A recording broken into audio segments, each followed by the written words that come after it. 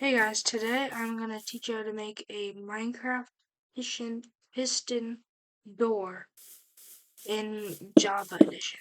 So first you make a 2x2, then sticky pistons, then you place it like this, then you place two like that, and then you place another 2x2 the same way,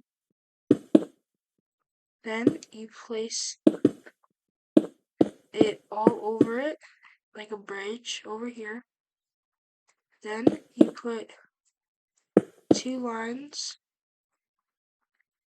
and you put it like this with 2 clicks of the redstone repeaters.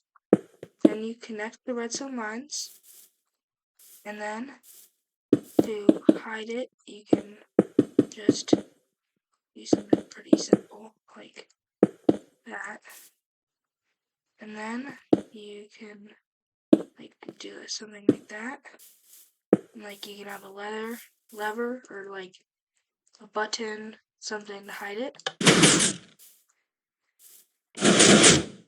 Like pretty cool.